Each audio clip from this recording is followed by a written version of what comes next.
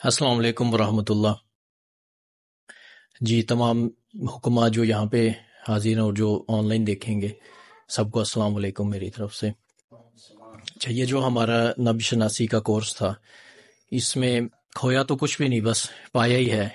اگر کھویا ہے تو وہ شاید کوئی کنفیوژن تھی، جو کوئی غلط سیکھا ہوا تھا کتابوں سے اور جو دوسرے حکمات سے، وہ کھویا ہے۔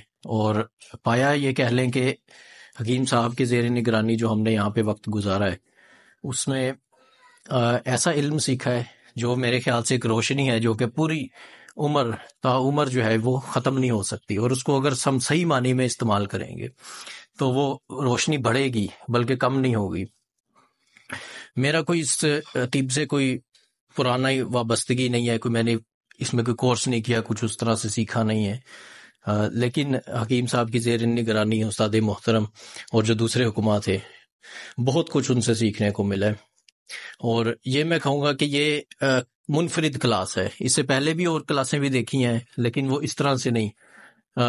حکیم صاحب نے جس طرح ہمیں بتایا کہ اگر اصلی آپ نے حکیم بننا ہے صحیح معنی میں تو آپ کو نبض شناسی آنی چاہیے۔ تو وہ حکیم اصل حکیم نہیں ہے جس کو ہزاروں نسخے آتے ہیں، بلکہ اصل حکیم وہ حکیم کہلاتا ہے جو نبض دیکھنا جانتا ہے، نبض کے جو انداز ہیں وہ انداز جانتا ہے۔